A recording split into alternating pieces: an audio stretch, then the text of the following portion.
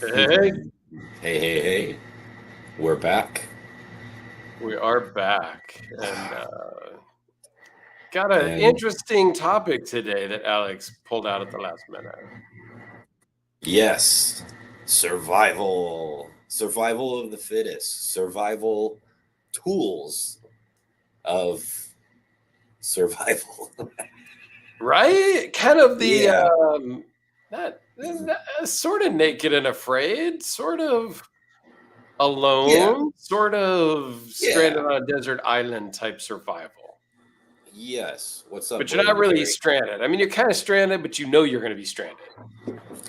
Right. Like let's say like you had a bug out even, right? You could choose like some tools, right? And there's the basic needs of survival. And I'm not like I don't want to call myself a survivalist.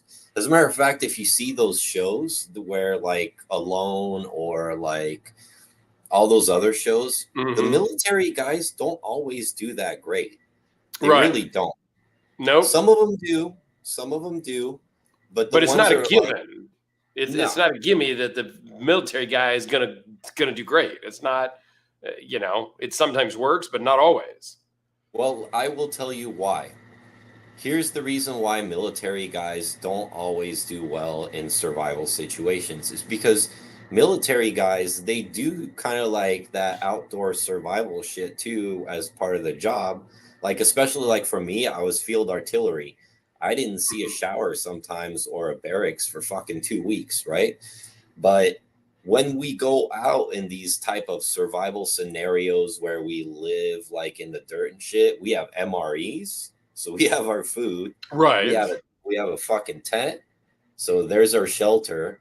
We have water brought in, and we're not looking for it or purifying it, right? And then Hmm. we have our weapons and all our gear and shit like that. We don't make fires usually. We just fucking we're equipped.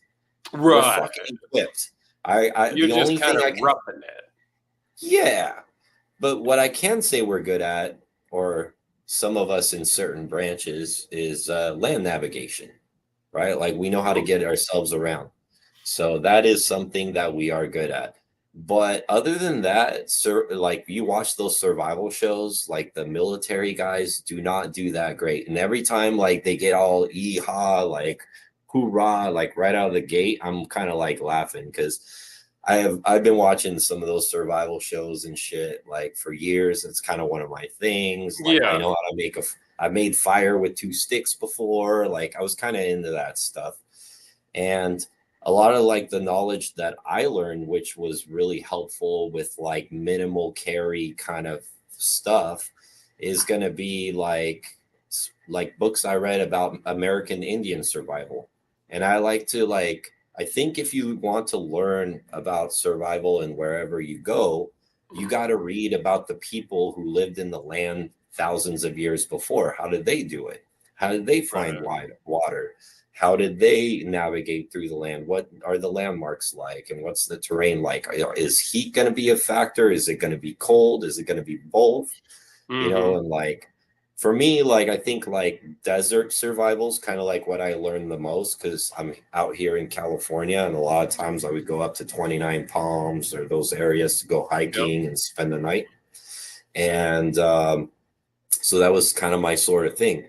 So I thought it'd be fun for us to talk about like trying to build a minimal kit because knives are one of those things that I think is a must. Like if you're gonna Yep. pick like tools, let's say like you do like Alone, where they pick like 5 items to take with them. I don't know why nobody brings like a rifle. I guess they're probably not allowed, but Probably that's probably you could take five things of any choosing that you want, other yeah, than these 27 things that we told you can't take because that makes bad right, television. right. So that's what I think today's show should be all about, just to have some fun and happy Labor Day to everybody and you too, Dirk. Like we get an extra day off, most of us, I think. Most, So that's kind of some. nice. I do have Some tomorrow off, so that's nice. And I mean, I'm I do not too. off because I'm working on my new house. Still Ooh, trying. I got 437 boxes and things to still unpack and organize. But yeah, It's coming together. The office works, the TV works, and the bed works. So, and the internet is up. So, what more can I really ask for? I'm getting there. So, well, and you got your studio kind of set up too. Although, by the way, to go back to one of your videos you released, I think you should do a new background. A new background. Oh, on the other on the table mat. Looking down? Yeah. Yes. I think you should do like a new mat, like a different background. I don't know if you picked one out yet. My vote I have not picked one out yet. Somebody just mentioned today gray would be good. I'm going to say a piece of real carbon fiber. Maybe. I know a lot of people do that, but the reason why I like it is because it gives dimension and it reflects nice. Yeah, like it's pretty damn cool, I think.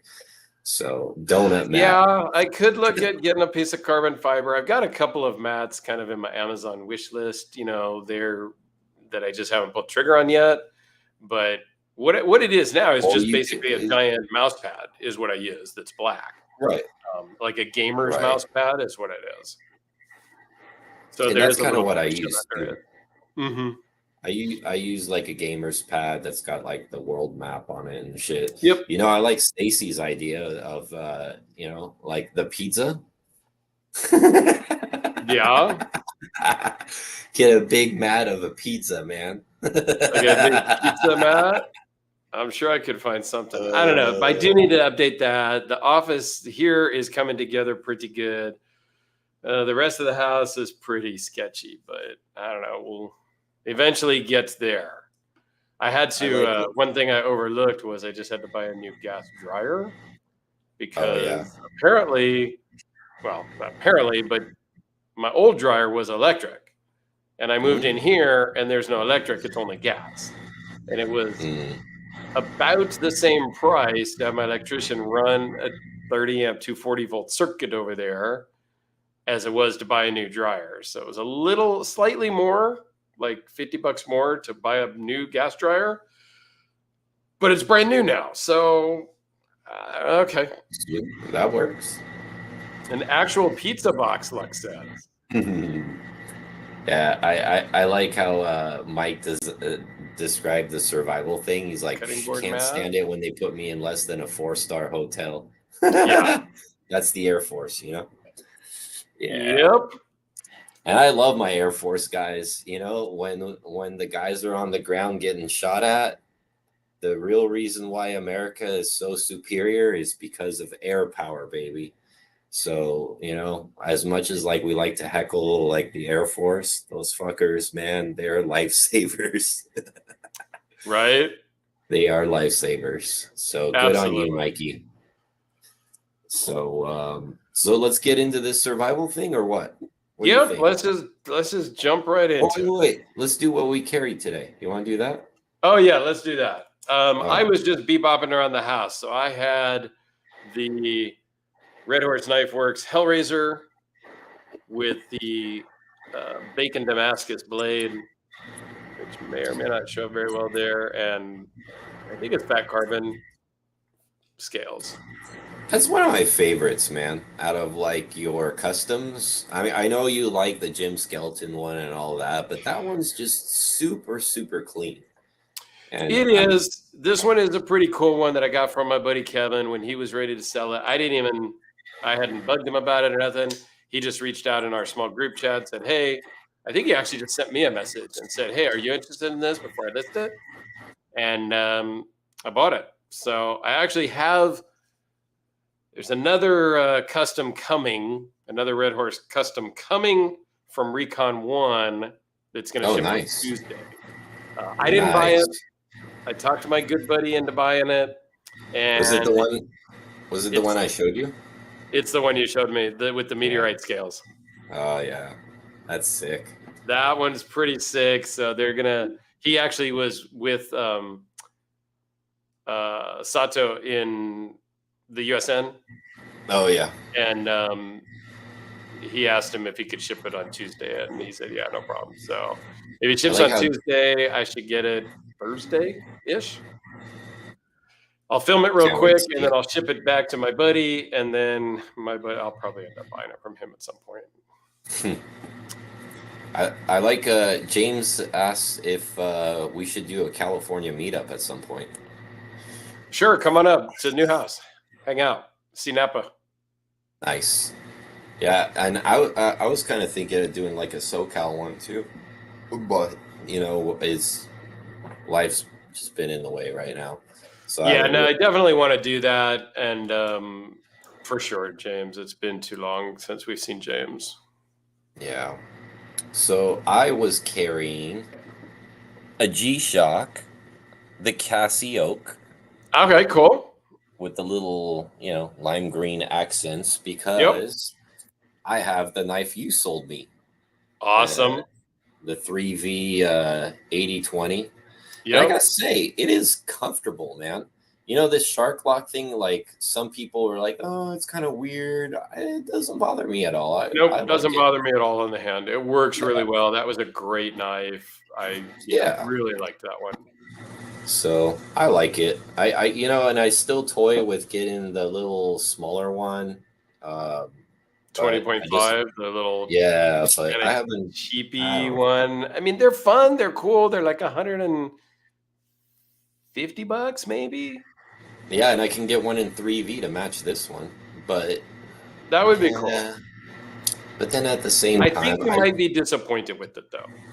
Yeah, it's thin. It's got those grivery handle. Like it's kind of cheesy. I think it should have been $99 when they released them, honestly. But So I have a question for whoever knows in the comments, or or you, Dirk. If you get the grivery handle one that you can get at Knife Center and all that, can you change the scales on it? Because I know they make a bunch of custom scales, but I don't know if that's for certain models, and I would really like to know the answer to that. Because if that's the case, I will do what I do. I'm not certain. I think you can, but I don't think you can put the titanium. Well, Luck knows. If Luck is still, I think he did some stuff with them. Yeah. Luck. Let me know, Mike. Because he had one, and I think he bought titanium scales and put it on it and stuff like that. Perfect. So there's my answer. Beautiful. Yep. So just do that. Right. So let's get into this survival shit. So if you were to be, should we do like, what environment do you guys want to hear about? Let me know in the comments. Like, what should we do? Desert island? Should we do the cold mountains? Should we do like the forest? Should we, Yeah, because that's all going to depend. Like, and we talked about this once before, like a car emergency survival kit thing. And I was going to turn it into a video series, and I never did. And I may still revisit that. But where you're going to be or go is going to matter, right? You're not going to bring a parka if you're going to a desert island. But if you're going to, be dropped in the Arctic Circle, then you're probably going to want to bring a parka. So John Duncan says snow and woods.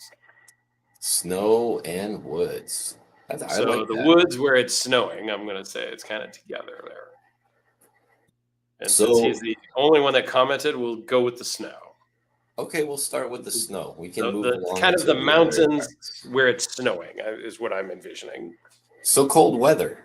Cold weather. So cold weather, I think the first thing you're going to worry about, I mean, they always say, like in the priorities, post-apocalyptic zombie. I like that one too. Will's always good for some fun. Oh, yeah.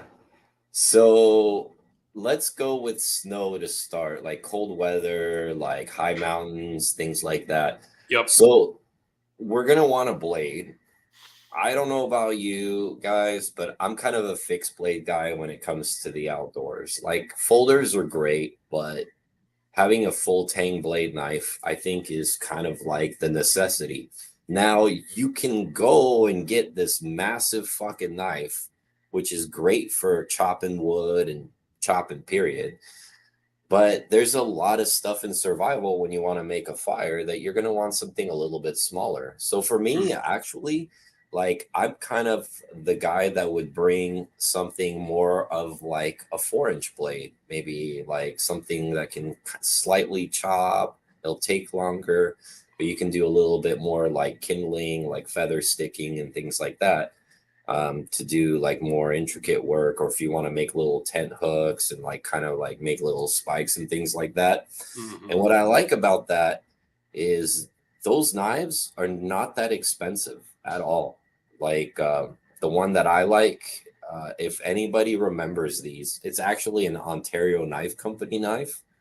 It was designed by I can't remember who made it. It's called the SK5, is what it's called, and it was CPM 154. It had like a straight up spear point design. I still have it. It's in here somewhere. Mm-hmm. And it's just a very like simple design. It's like a Kephart design, really, is what it is. Okay. And so we know we're gonna want a knife. What would you take with you to like that kind of environment? Because you know you're gonna want to make fire. Yeah, for sure. I mean, I love my folders. I own a couple of fixed blades. I never carry them, but for a survival type of a thing or something like along the lines we're talking about, yeah, I think you want your kind of smaller to mid-size fixed blade. I don't want a machete as my one knife that I'm taking with me. I mean, a machete is great, but that's not going to be the one thing I'm going to take. I'm going to take something in that 4 to 6 inch blade.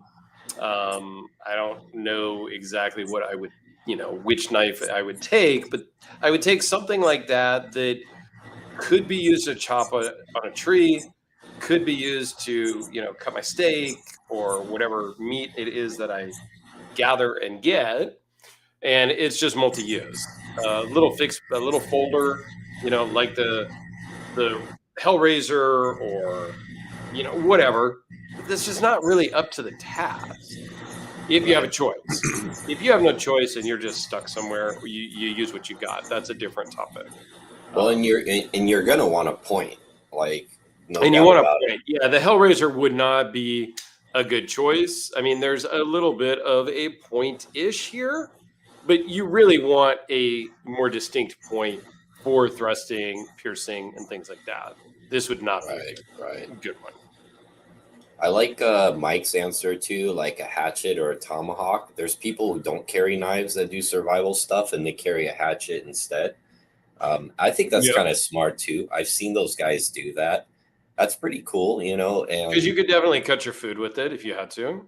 Yeah, you can cut anything really with it. Going to be slicing tomatoes in a survival situation, so you don't need a super slicer. Tomahawk would work. I don't know. I might want to slice some tomatoes if I'm hungry. Nope, just eat it. Don't get fancy with it. Oh, see, Dennis just got back from camping and used the hell out of his Spyderco Hatchet Hawk. That's a cool one. I've seen that one. That's a great little hatchet from Spyderco. And like William Carey talked about the Moras. Those are like $50, $60, and they are fantastic bushcraft knives. And one thing that's interesting is in a lot of like bushcrafting type stuff, I've seen a lot of people like to use the Scandi grind on it, which is like where it goes straight to a V. There's no micro bevel. It just gets straight down. And I think that's just because it keeps it like it's a stronger, wider edge, and it's easier to fix. So, because like trying to sit there on a stone and do like a micro bevel, I mean, it's not that bad, but it's probably easier just to do a Scandi. So I like that. So, so we got the knife thing down for that. We got the knife thing. Lux says his tomahawk actually is thinner behind the edge than a hinderer. So, I guess you could slice tomatoes with Lux tomahawk. Well, I would say that trying to be thinner behind the edge than a hinderer is not reaching for the stars. So, but yes. So for me, definitely, like I said, like a smaller size knife is what I would go for. Like kind of like you. I think you're a little bigger than me, so maybe a little bigger, like 5 inch Yep. or something like that would be good. For cold weather, you're gonna need Gotta water, right? compensate. But you're gonna have snow everywhere, and snow, contrary to popular Yep. belief, is not something you should be eating because you're gonna drop your core temperature. So for me, as far as gathering water, it's going to be like another basic, getting like a little like pot or a little canteen, like metal holder that I could put on top of the fire to melt it. I saw something really cool, like the most badass guys in the Air Force to me are the PJs.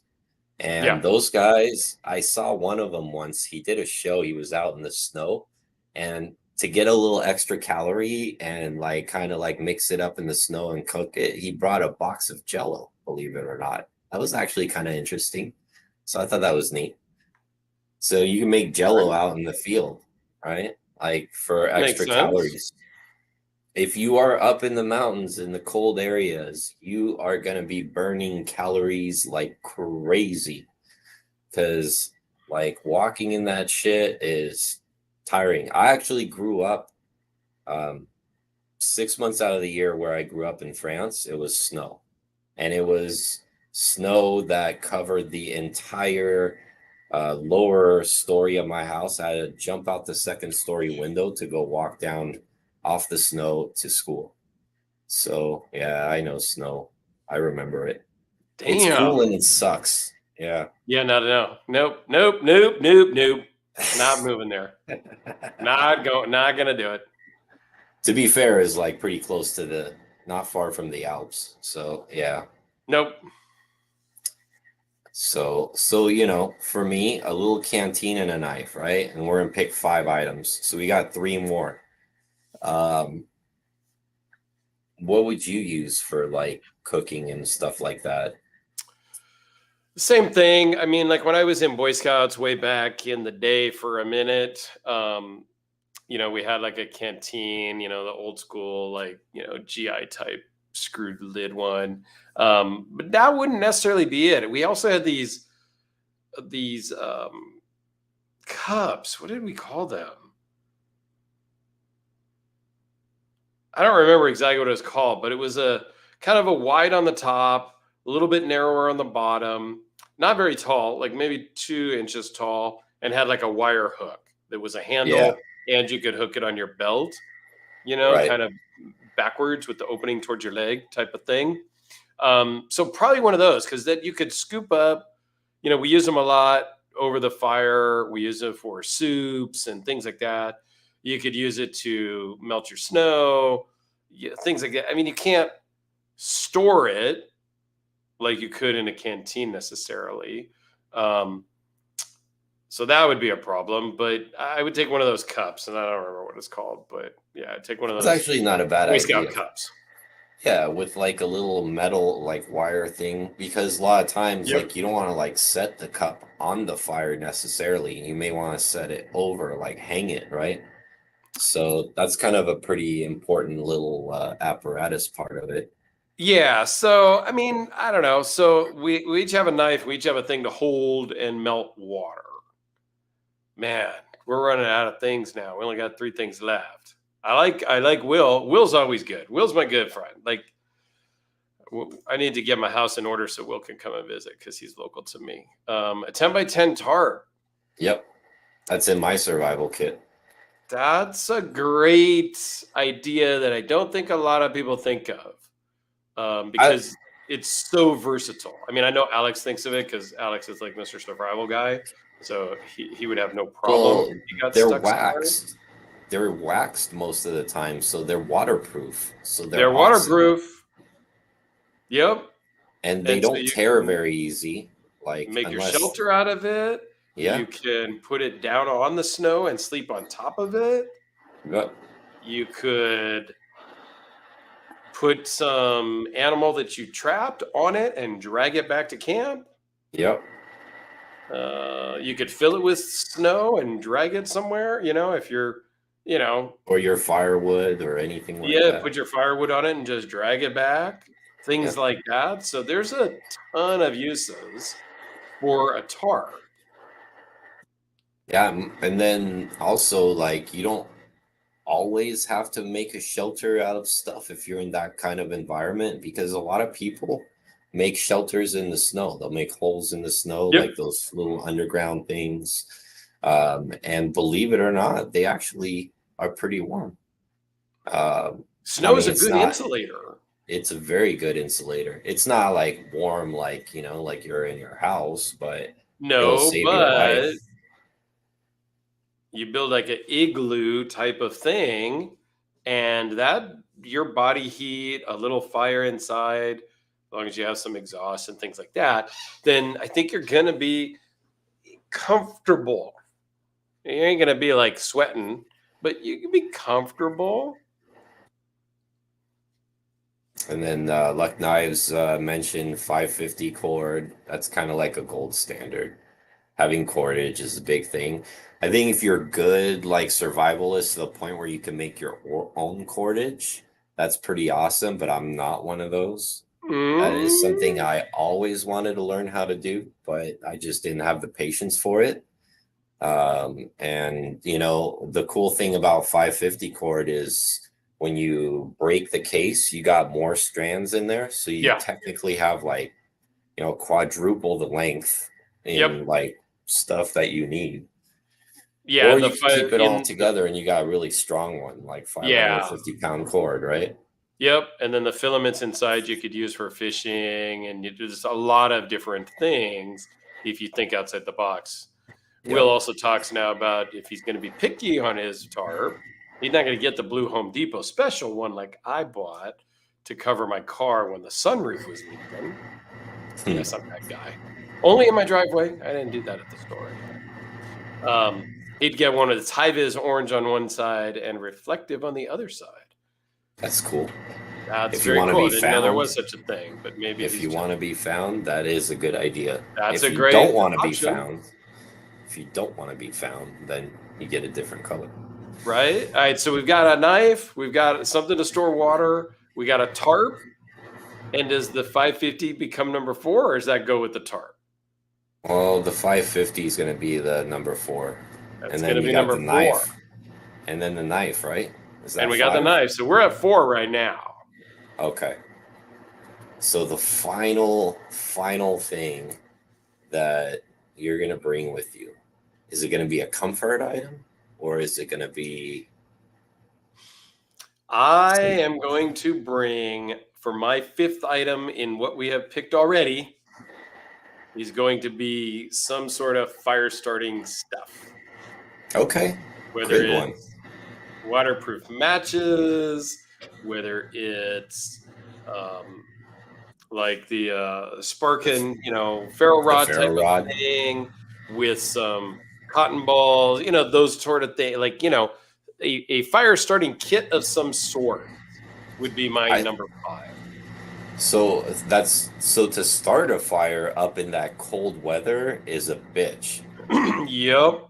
because it's very moist and it's very, very, so like there's traditional ways to make fires. One of my favorite ways that I make fire when I go out camping with friends, and it always gets people like they get a kick out of watching me do it, is using the old Western style, which is like a can of char cloth, which is like basically you take like a little shoe polish style can, you poke a hole in it, and then you put cotton inside. It could be a Yep. t-shirt, could be like any sort of cotton material, and then you put it on the fire and you basically like leave it there until it starts smoking out of that hole. Once it starts smoking out of that hole is the time to take it out because it'll be charred but not completely like burnt out. So Okay. once you have that, you have your char cloth, then I use a flint and steel. So it's Hmm. just creating a very low temperature spark off some steel. Um, and that's a fun way to do it. And people like, you'll never start that fire because the sparks, you can't even hardly see them when you're using steel. But Right. it works perfectly when you're using char cloth. So like for like a desert application, I would do that. But for a cold weather thing, I think a ferro rod is much better because those ferro sparks are like much higher temp. So Right. you know, and then of course if you have the modern amenities, there's nothing that beats a Bic lighter, you A know, whole but box full, like the Amazon 12 pack. right, right. The weatherproof matches are cool, but you know, you only get so many, and if they, Yeah, they're limited there. yeah, I mean, they're good, like they're part of Hmm. a lot of people's kit, but they wouldn't be a part of mine. I think I would use something that I could drop on the ground and step on it, and that's why I actually really love the ferro rod. It's just one of those big, durable, like easy things to use. Right. But yeah. Oh, the EDC said a 9-volt battery and some steel wool. Yeah, I mean Well, now that's you're like adding like more items, man. That's 2 items. that's two though, right? Oh, and Stacy says Bix won't work when it's cold. I don't know anything about that stuff, uh, but okay. so I'm gonna vote with the ferro rod. That's what I'm Okay. gonna vote with. Which you Maybe I could can. strike with the back of your fixed blade, which Yep. you have a lot of options there. I think that's a pretty good way to go. Yeah, and you can strike them forever. I mean, I have a few of them from years ago, and I went out a lot and used them, and they're still all like good. They still have like Usable and plenty of life in them. hmm. So they last a really long time. So yeah, I think that's a good choice. So those would be my 5 items in the mountains, or our 5 items, I guess, since we're doing them together. Um, So Will doesn't waste don't waste cotton. cotton. He charges small pieces of wood using the same container. So the same type of You thing, could but do with that. small pieces of wood. You could do that. I just think I like cotton because it sparks easier than even charred wood. Hmm. Charred wood, like unless it's like really like thin little pieces that you feather stick off of there, and it's got to be like the right kind of wood. It's hard to take with steel, flint and steel, like kind of setups are a little different, but yeah, good stuff. So let's move on to the next environment. I guess that's the desert or the zombie apocalypse. Let's do the zombie apocalypse. So that's going to be more urban So that's survival, more right? urban, right? Urban Yeah. survival. That's like here in Napa, like the zombie apocalypse happens, or downtown LA, or something like that. Yeah. Yeah. So you want different things, Yes. similar, because we have to cover all those basic needs still, but different, right? Right. But we only have 5. But you only got 5 again, so we're still, kind of limited. And So what's your zombie knife? there, I'm gonna want a katana pulse. Katana. I was gonna say machete. I was gonna say battle axe, katana. It's not gonna be some small 4 or 5 head. It's gonna be something with a little bit of reach. Maybe needs a little wind up to use. Like a But I'm heavy gonna go with blade, right? something a bit bigger for the zombie apocalypse, machete size ish. Machete. I'm gonna go with a 9-inch Bowie Ah, because of the weight. Like it's heavy. It's gonna like really follow through when you're trying to take that arm or head off. yeah, that's I'm got gonna a go lot of with that a packs a lot of punch behind it yes, for yes. sure. So yeah, I'm definitely gonna do like Okay. I have my zombie knife right here. Or this my custom shining Bowie right there. That's my zombie knife. There you go. That's a I good got it. one.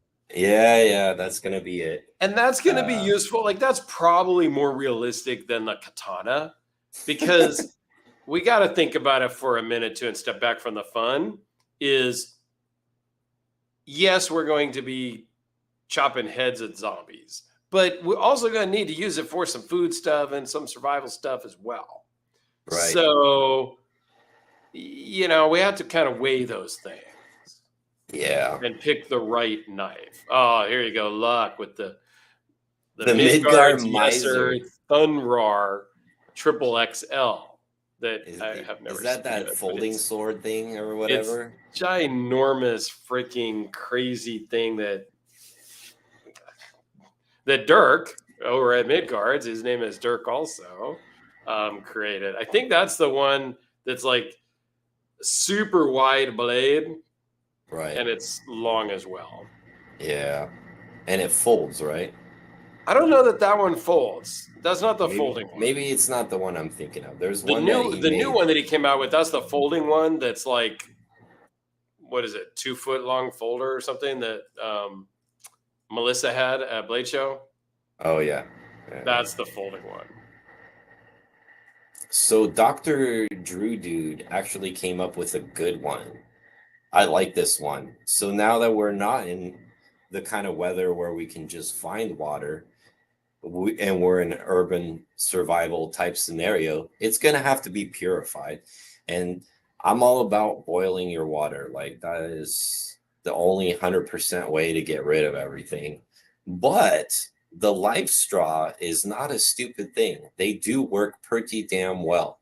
As a matter of fact, I know for a fact that they send those things in Africa and those other type of countries that are like big with like contaminated water, and those things do work. So the only thing is they only have a certain lifespan.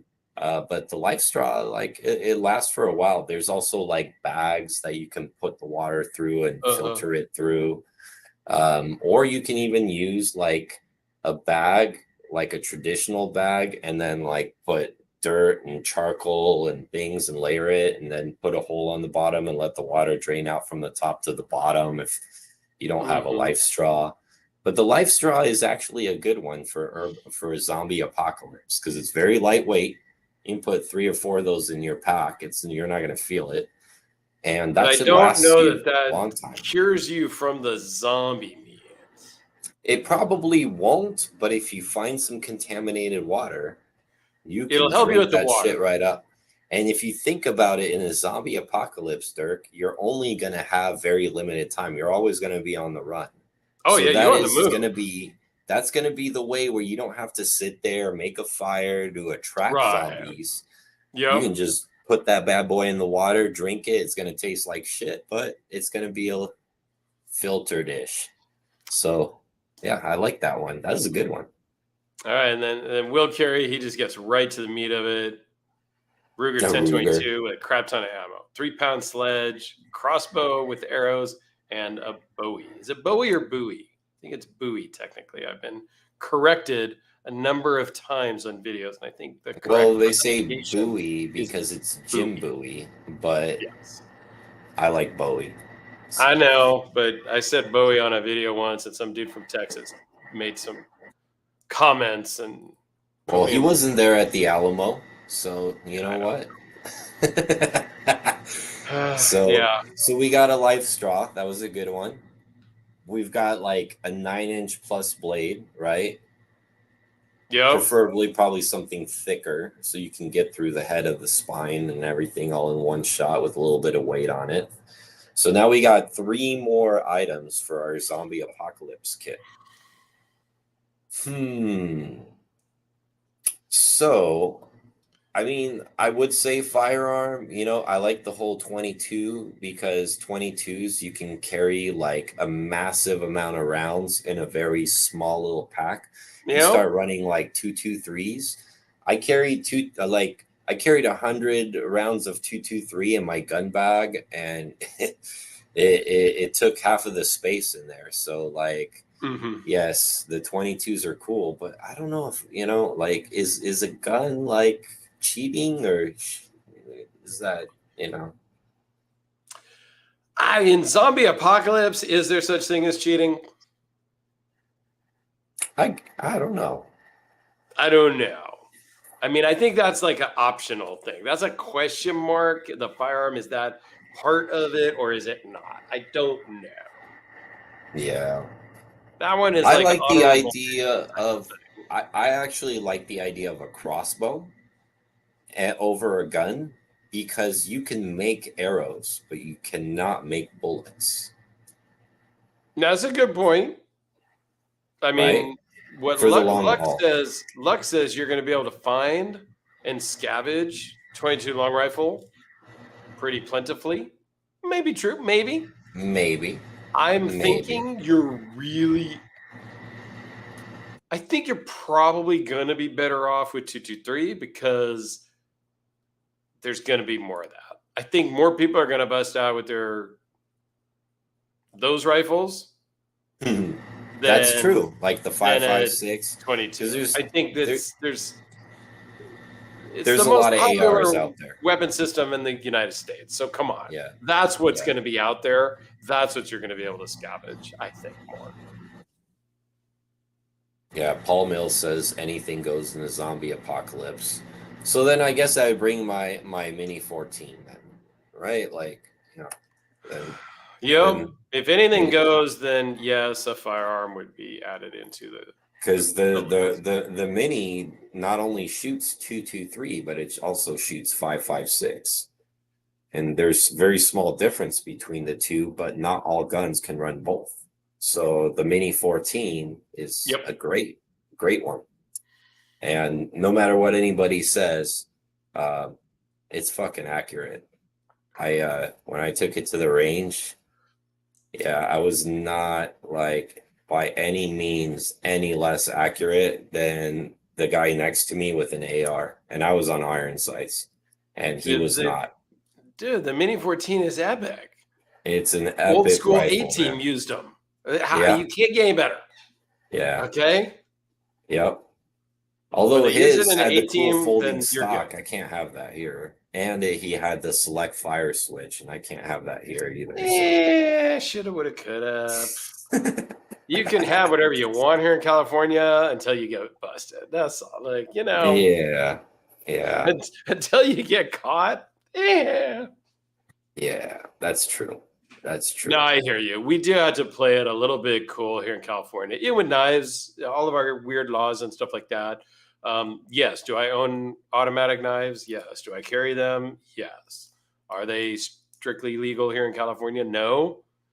But I'm not a jackass, and I carry them certain times to certain things, that sort of thing. If you're not dumb about life, you're fine. Paul says he's got the 1022 Mini, the Ruger. That's a cool rifle. There was actually a guy when I went shooting, I think 3 weeks ago, on the other side of me, actually, that had one of those, and no recoil. I mean, I don't even feel recoil in my 223. Like, it's barely anything. So he was just sitting there as this old man, like, blink, blink, with his, couldn't even. What I like about the 22 versus like a 223 or 5.56, though, is when you shoot those, they're very, very quiet. So you shoot a 223 or 5.56, even if, you could put a can on it, I guess, but people are going to hear you. Like, and from a decent amount of distance. The 22, they could just be like, that could have been a fart in the wind, So, and then if you really wanted to go crazy, you could suppress a 22 with some subsonic rounds, and then you're like movies. Yeah. You'll hear the slide more than you will the round. So, you could do crazy stuff like that. Dennis says he learned how to shoot on a 1022. I learned on a Marlin 60. Which is a tube-fed 22 long rifle, because that's what my parents bought me and my brother for Christmas, and I actually still have it from when I was, I think, 15 or 16. 15, I think, is when we got those. 14 or 15. My dad took me out shooting too when I was younger, but he didn't do rifles so much with me. It was all like handguns. So the thing I first learned how to shoot was a 357 Magnum. Not a good gun to learn on. And pretty much that's what I did too. Like, we got those for Christmas, But then they had signed us up for classes at the range, right? Gun safety. We never shot before. Didn't grow up in a hunting family or nothing. And so I actually went to a post-certification firearms class and learned on a 357 shooting 38 full wad cutters. Oh, yeah. And qualified and passed at 15. And little did I know that my instructor at the time was like a legit guy who wrote for Guns and Ammo magazine, and he was a renowned instructor and whatnot. So, yeah, kind of cool. So, but I do still have that rifle. It's broken. I need to buy a part or two for it. But yeah, no, I still have it. It's kind of cool. Paul says AKs have very little recoil. Depending on how you build them, I guess they could. Oh, Mikey. Come on. You failed to qualify? Come on, man. On an M4 too? That's like a better version of the M16, man. No, I get it. So yeah, shooting is a perishable skill. You may have been freaking crack shot with, dime-sized groups 5 years ago, and you could barely hit the broadside of a bus today, and that's totally legit. Not in my case. Probably could barely hit anything because I don't shoot often anymore. So I get it. That's what a lot of people don't realize. So before the Mini 14, it was 7 years since I shot a rifle. I shoot a lot of handguns now, but I don't shoot rifles much. And that rifle that I shot was what was that thing? It was some European rifle with a scope. Before that, I shot an M16A2 rifle in the Marine Corps and a SAW. So SAW, you don't worry about what you hit. You're just like spreading fire to like get cover, But I had to qualify with the M16A2, and I remember that thing so well. But when I jumped in behind the ghost rings on the Mini 14, I felt right at home. Okay, I shot real well, but like it's true though. Like you can like lose some of the fundamentals. Yes. And you can, lose a little vision as you get older and things like that. But, yeah, well, my vision's like slipping a little bit too now. I'm in my 40s. I'm starting to feel the decline. I'm like doing this a little bit. I think it was in my late 40s that I ended up with glasses, probably about 3 years ago. So, I mean, I'm 54. So, yeah, it was about the time I hit 49, 50 that I ended up having to get glasses because I couldn't read my phone. And I'm not going to blind person font. I'm sorry. It's not going to happen. I am not changing my thing to like blind person mode so that people 3 rows behind me in line or whatever can read my phone. I'm not doing it. Sorry. I'll just wear glasses. It's fine. I like Stacy's comment.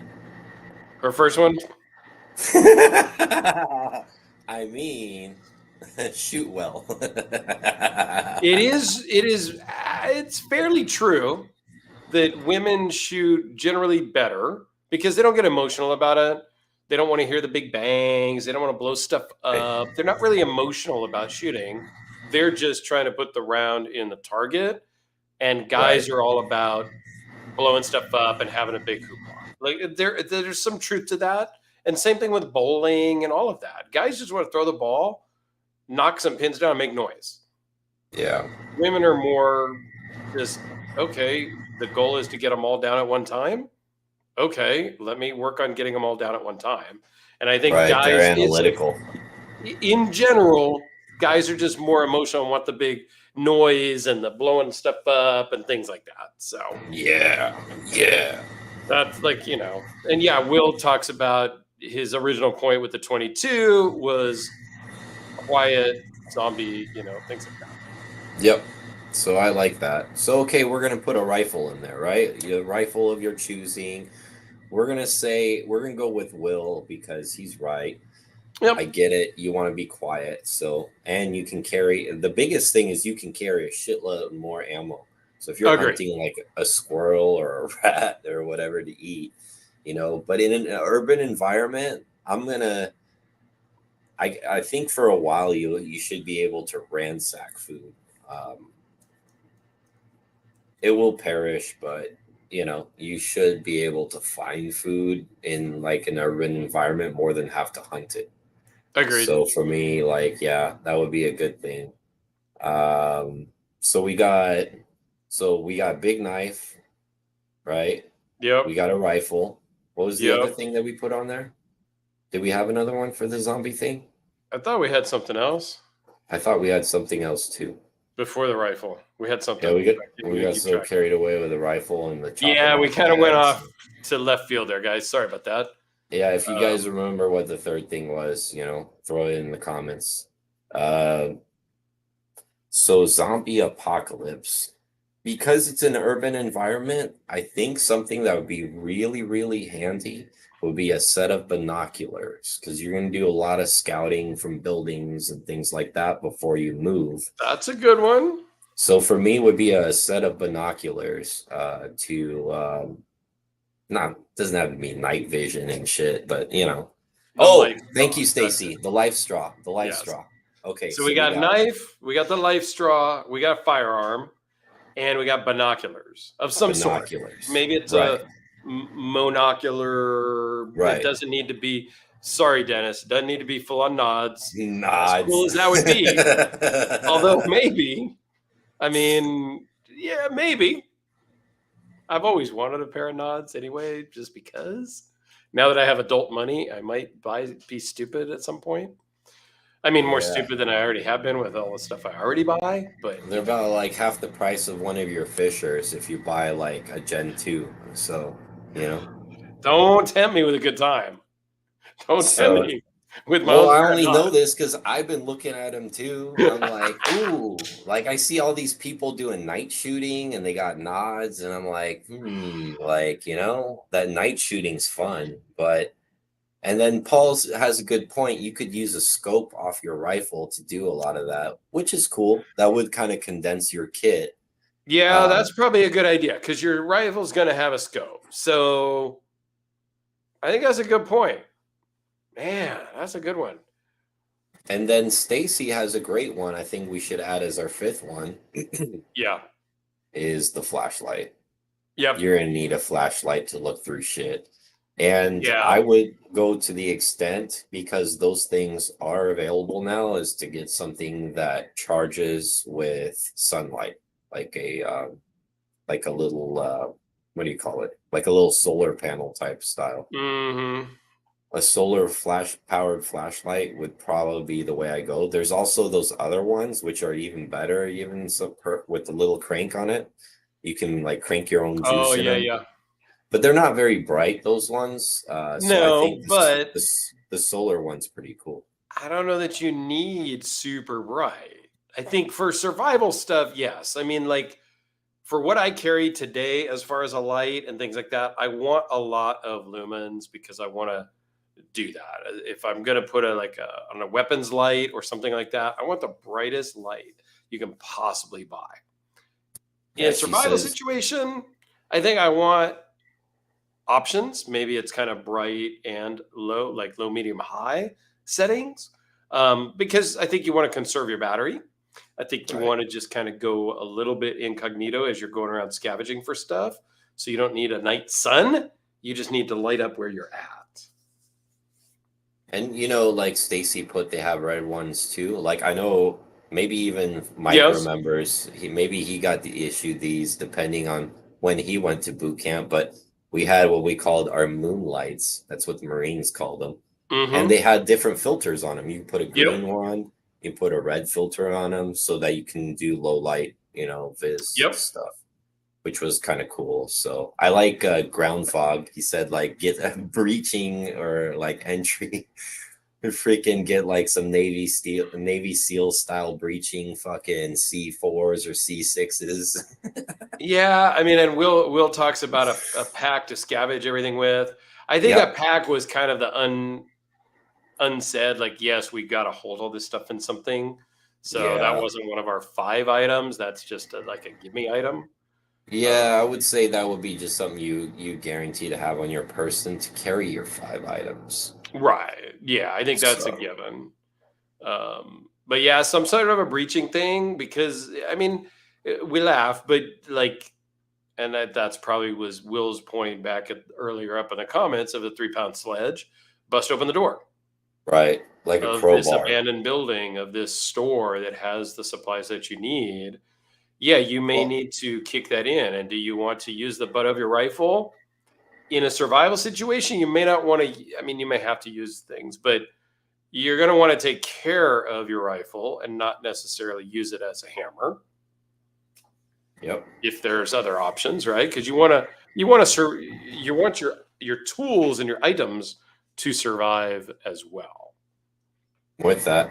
And if we do put the scope on the rifle, we can add a breaching tool in there, like a crowbar or Then we can something add the like tool. that. Yep. And then we got our 5. That's pretty good. See, I need all of you guys to come with me if the zombie apocalypse breaks out, because I you guys think have this been helping group us. of like 15, 18 people, whatever's in here, I think that's my zombie apocalypse team because they Yeah, get pretty these good. are our crew. Yeah, for sure, Everybody man. bring your item because it's 5 per person. Right. So if Alex and I are going together, I can bring 5, he can bring 5, and we can share. So it's really like 10 items because we don't double up on everything. We both would have a knife, probably, things like that. But I think if you're in a group, you absolutely spread the load. I Not agree with everybody that. has to have all the same things. I like the Batman utility belt. It's got a grappling hook. It's got fucking gas. It's got, Dude, there you go. Why didn't we think about that earlier? Where was Paul at the beginning of this show? That was good, man. Let's see. What does Dennis say? Dennis always has good stuff, man. Dennis is a good guy. Yep. Current says of CR123 batteries. Okay, he's got a bunch of them. Weapons light, EC lights, use them. And you can have 2 series in place of 18650. Is 2 CR123s work instead of an 18650? I thought about it, but I didn't realize that it actually worked that way. But yeah, I was big into Surefire lights back in the day. They're still popular. They're still popular. I still have 2. I have one in one laptop bag that I don't really carry much anymore, and then the 6P, the original 6P, super cool. And then I bought one of their spares kits, so it has like 6 batteries and a bulb in this waterproof plastic thing, and that's all in my backup laptop bag. I don't know, my original laptop bag that I don't really use anymore, that I need to retire because it's kind of cut and beat up. But I love my Surefire stuff. Yep. It's still an industry standard in weapon lights and everything. Oh, and there's one on my rifle. The like $600-800 one that does white light and UV light. A little switch, so I can throw out UV light for my nods. Yeah. The IR stuff, the infrared. And it's got white light. So it's super cool light that I got from a buddy after he came back from somewhere. And yeah, one of those government things. But should we do a couple more environments before we go? I think we've covered most everything. I saw somebody put in there a swamp. A Florida swamp. I need some gator repellent. Oh yeah, not a gator. You want the gator, man? It's good meat. It's good eating. And yeah, even the cheap Surefires are great. I don't know where Surefires is today. Like, I mean, I know they're still around, but as far as their new stuff, I don't really know much about it. Their new stuff. They haven't changed much, man. I mean, like slight upgrades to everything, like their little like activation button kits, like that you mount on the rifle and stuff. But they really stick to their original business model. It's kind of like EOTech with their reflex sights, like look the same that they did like 20 years ago. Kind of like the same thing. Yeah, so I've always been a fan of Surefire. I mean, I like lights. I've always had mag lights and mini mag lights and that sort of stuff. I still have a 3D mag light next to the bed. Nice. It works. Yeah, mag lights are great. And those batteries are plentiful. Yeah. So that was a good one. That was fun. That was a good last minute topic that Alex came up with. Yeah, I figure, not needing to be so serious and about knife topics and this and that. Although, if you guys have topics, please feel free to message me or Dirk on Instagram or wherever. And we're always willing to talk about stuff you guys want to talk about as well. So if you guys want something, you got a couple weeks to figure it out and let us know. And then if we like it, we'll use it. Yeah, if there's something that you want our opinions on, I think, Alex and I are really open. I try to respond to everybody's comments on my normal videos. Sometimes I don't because I don't see the comments. It's weird. Sometimes YouTube just doesn't show me and I go and look later and there's all these comments I missed from like 9 months ago. And then I start to respond to them. So people probably think I'm weird, but okay. But yeah, just reach out. Send me a message on Facebook, Instagram, email is in all my videos of something you want our opinion on. Whether it's I don't know, they're still asking for more stuff. We got Carrie asking for boat ocean survival. We got fucking Stacy making survivor dive in the swamp. You want to do one more, man? We'll do one more. I don't know anything about boat ocean stuff, but let's give it a shot. Okay, we'll do the boat and ocean one. Like I don't know much about it. I've been on a boat a couple times, but I fucking hate the water. Once. I hate the water. Like I'm like a cat. But okay, so you guys asked for it, so we'll do one more. So you're on a boat floating towards a desert island.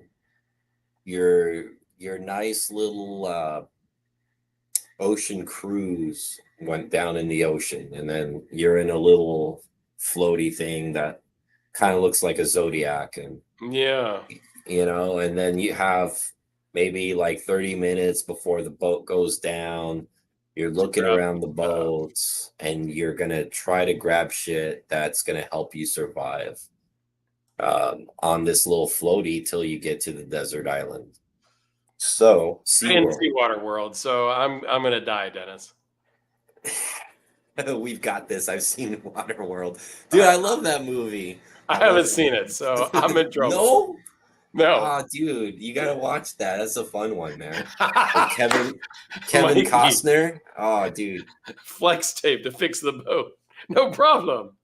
Problem solved. I love that. So I actually like that. Duct tape, man. Duct tape in case the fucking boat like gets a hole in it. Yeah. Yeah. I'm gonna say that we're gonna use one of those as one of them. Yeah, so I think as we're gathering our supplies to jump onto the Zodiac, we're getting duct tape.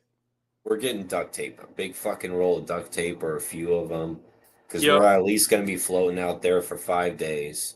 So that's going to be that, right? So I'm going to say a large box of trash bags. You want to know why? Yes, I would like to know why. I have an idea, but go for it. Because you're going to be thirsty, but you're going to be surrounded in seawater that you can't drink. Correct. So the only way to get the salt out of the seawater is to make a solar still. And the way to do that, you will need a plastic bag to go through it. Yep. So you take some water and then you're gonna have to kind of like make a U type thing. So when the steam of the water from the heat goes up, it's gonna condense up here and drip into something else, right? Mm-hmm, mm-hmm. So I would say you'd want like a plastic bag to try to figure out how to make a solar still. With your duct tape to hold the plastic bags together. Yeah. Yeah. And then we're gonna have to. So we got the plastic bags. We got the duct tape. I don't think we're gonna need a blade. I think what we're gonna need is some kind of line to fish with. The live straw. Yes, a live straw. Solar panels, fishing pole, desalination ability, any possible knife, and preferably a fillet. And yeah, that's pretty good. Well, I don't think you're going to find solar panels going on, man. Will's covered for most things. I want Will. Yeah, luckily Will is local to me, so when the zombies hit, I'm coming to your house. So just be ready. I'll be there, Will. So I with like or without that, my girl. It depends on the time of day and the week, but so we got the plastic bags for desalination. Yep, plastic bags. Solar panels we ain't gonna find. As far as a fishing pole, we're probably not gonna find that either. So we're gonna need some kind of like pole wrapped around with string or something, so we can make like some sort of fucking fishing. Some sort of a pole. So we can try to fish. That. But it's going to be tricky to fish without bait is the only thing I'm thinking of. Well, if you want to get technical, sure. But we need a pole and some line or something for fishing. So we need something for that. So yeah, I would grab some string or some sort of line. Yep. Wrap it around a pole. And that is going to count as one item. That'll count as one. Yeah. And then I'm going to put something at the end of it for like a weight. Yes. Right. I mean, we don't have any hooks or anything, so we're just gonna have to club the fish. I'm not sure how that's gonna work exactly. That's true. How are we gonna hook the fish? Not sure how we're gonna hook the fish, but by making a hook out of a paper clip. I mean, stranger things. I mean, we're reaching here. We're reaching, but like the whole scenario is a little reachy too, but that's okay. So I'm super white, guys. I'm going to probably want some sunscreen because I'm going to be like a lobster in about 2 hours out in a freaking Zodiac. Yeah. And then I'm done. We're going to need a tarp. We need a tarp for some cover or else we're just going to burn up and be heat stroked and just out of it. So we got duct tape. We got the bag. Plastic bag. But we could use our box of plastic bags to make a tarp thing too, maybe. That's true, as long as they're not see-through. Yeah. And then, that's true, because I said a box of trash bags, right? Yeah, so we'll have a bunch. So, and a homemade fishing pole of some kind with gravity, some way to make a fucking hook or something. Yeah. You find a piece of metal and something sharp. And, yep.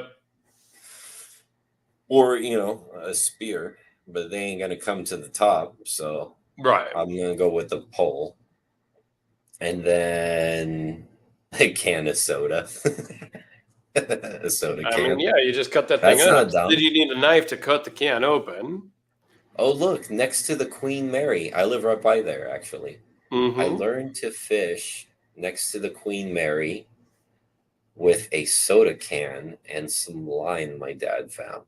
Tell me more about that, because I want to know more about that. Like, exactly, like, did it work, first of all? And second of all, like, what, did the fish go inside the can and you trapped them? Or, because if we're in the ocean, there ain't going to be little fish there. There's going to be, like, the smallest fish are going to be down at the bottom where we can't reach them. Right. But that's actually pretty clever. Unless you get a lot of line and with some rocks as a weight and you drop it way down to the bottom. They caught some tiny ass fish. Yep, in the can. That's actually okay because you can eat those too, right? Yep. So yeah, we can't do a fire because we're gonna burn our boat. Dude, what are we thinking here? Why didn't we come up with this like freaking an hour ago? Multi-tool. That's what ground fog is here for. He's the smartest one in the group because nobody said that shit yet. That's true. Multi-tool is a great thing. In all of our scenarios. Because you got a knife, you got a saw, you got a screwdriver, you got a breaching thing. Like, it covers a multitude, a plethora, if you will. A knife to eat the other survivors. Luck. Okay. It's like the movie Alive, when they're in the plane crash and they eat each other. I like Yep. that Donner that movie, Pass, that man. whole thing. Like, yeah. Yeah, and in that movie, like the way they portrayed it in the movie, like the guy's laying face down and then they like cut his jean and eat a piece of his ass cheek. Like Mm-hmm. I'm like, not that I've thought of it, but isn't there like a tastier part of the person than this ass cheek? I don't know. We're not going to go there. That's for another episode. So we're going to just kind of. All right. So on the boat, we've got duct tape. We've got a fishing pole of some sort. We have a box of trash bags and a Yes. multi-tool now. Okay, so we got one more item. I say we let the last item. We're gonna let the crowd vote. What do you guys think? We'll pick the one we like the best. I'm trying to think here.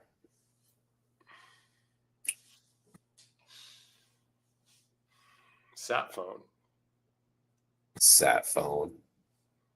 You ain't gonna find those sat phone on a cruise liner. Well, maybe. I mean, maybe You in the might. captain's quarters. You probably would on there. See, luck knows. If you got an iPhone 14 Plus, that iPhone 14 Pro, it's got satcoms now. Oh, does it? Yep. The question is, we got 4 items. Dennis, what's gonna be the last one? Dr. Drew. Oh, Dr. Drew.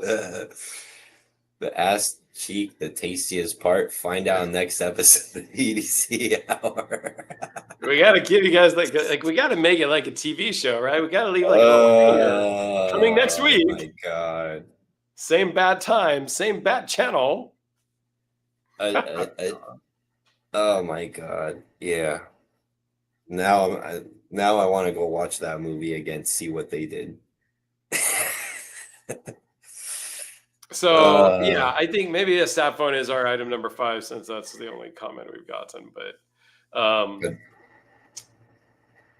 which I think is not a bad idea. Some sort of communication thing maybe would be good. Well, maybe like something that that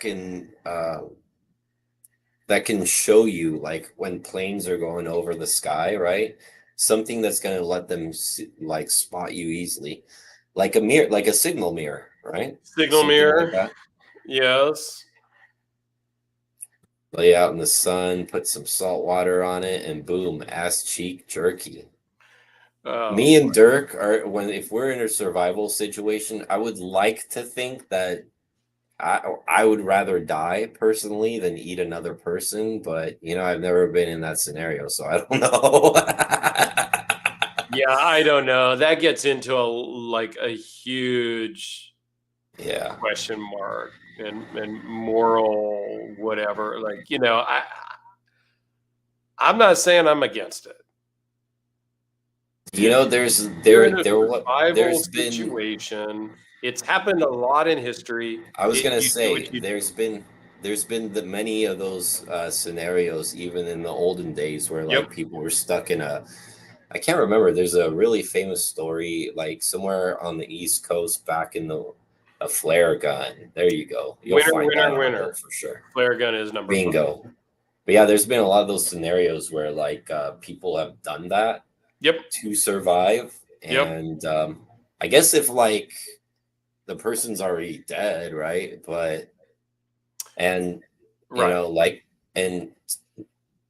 was in nursing school, we got to sit in on a live birth. We got to assist in a live birth. And when they cauterize and the belly area, because it was a C-section, it smelled like pork. I ain't gonna lie. As gross as that sounds. I think this sums it up right there. Survival is dirty business. I mean, yeah, like in a survival situation. Oh my god. A lot of all bets are off type of thing. I'm not saying survival of the fittest and you go and you kill your partner to eat. Like, no, but in a survival situation over time, your group will start to diminish. Yep. 3, 4, 5, 6, 7, 8 days in, you started with 10 people, you're going to be down to some less number. Right. And you're going to take their clothes, you're going to take their 5 items that they were carrying. Well, to be fair, it's no It's good not to a them stretch to anymore, take right? some of them with you.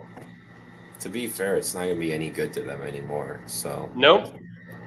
No. yeah. So, I think that's something that I think you need to think about. Like, I'm big on mental prep, doing the mental reps on things. Like, I come up with these weird scenarios that I don't really tell anybody except for you people here now.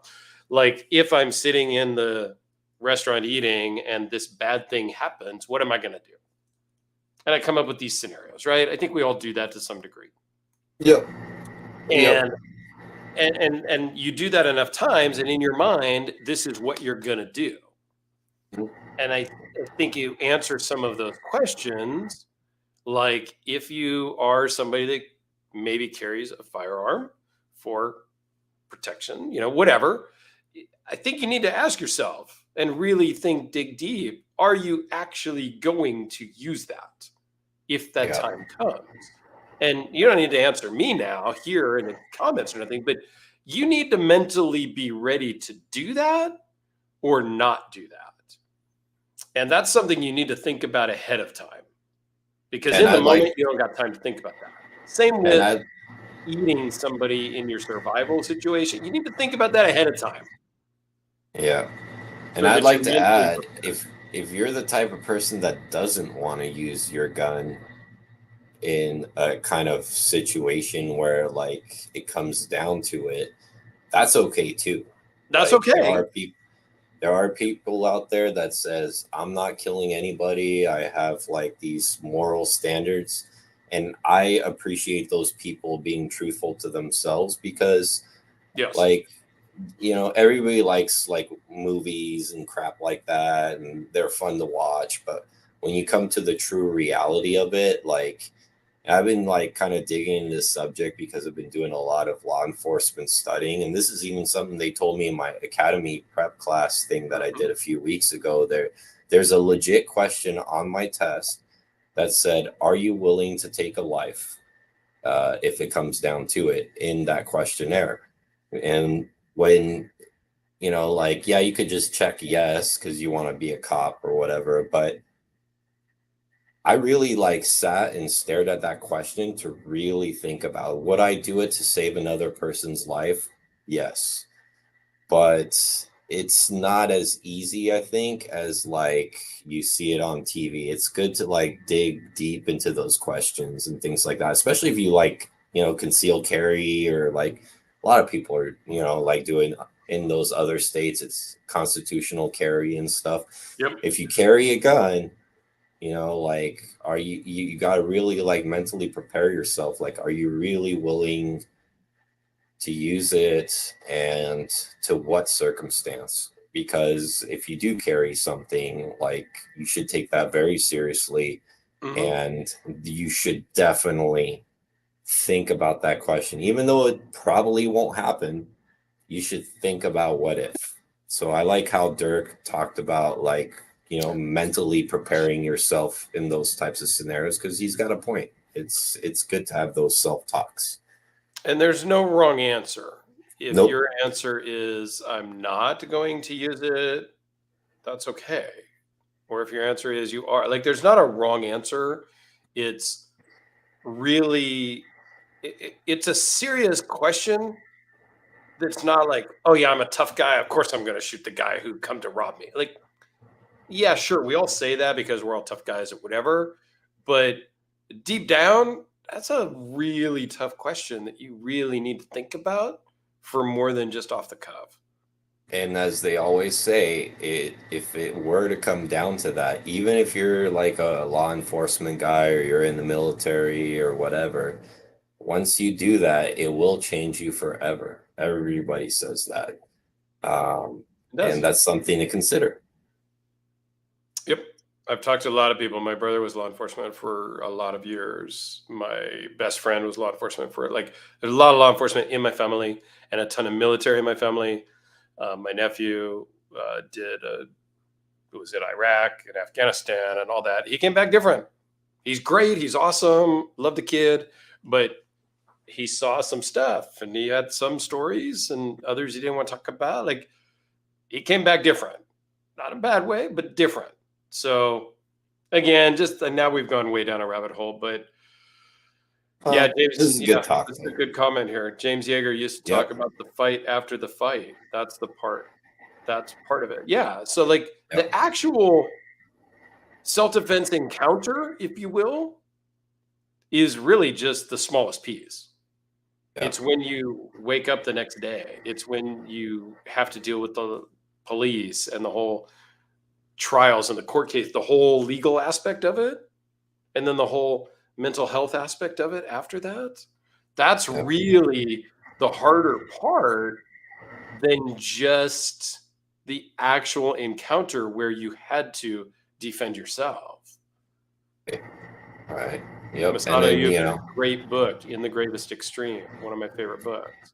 And it talks about everything after you've defended yourself. Yep.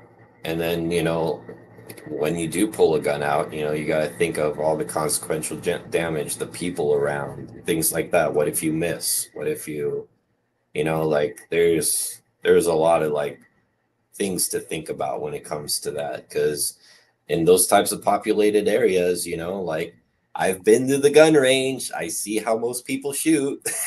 There's a lot of truth to that. You need to be proficient, and they miss a lot. And, if you got grandma standing 3 feet away, those sorts of things. These are all things that I'm just saying because we are an EDC type community. I know there's a few of you gun guys out there. And we're in this world where people are really conscientious about active shooters. Yep. And those situations, just, really think about all these things, especially if you carry a firearm. They're really important to digest well in your brain if you carry a gun every day and that sort of thing. So anyways, that's my piece on it. Yep, I think we can move off of that now. If you guys want more details or topics of that, hit me up. I'm super open to talk about stuff like that, whatever. Yeah. But, yeah. So, and I'll put a link or a comment down after the video of the book I was talking about. It's an awesome book. It really talks you through after this incident happens and what's going to happen. So, very interesting. Great participation, guys. You guys had a lot of great comments, and we had a lot of fun with this survival thing. So yeah, it was pretty cool. Any off the wall topics you guys want us to do, we'll involve knives into the mix and keep it EDC-ish, but once in a while having some fun I think is a great idea. So it's all about the fun, guys. See you guys in a couple of weeks, right? Yep, we'll be back. Thanks, everybody. All right, guys.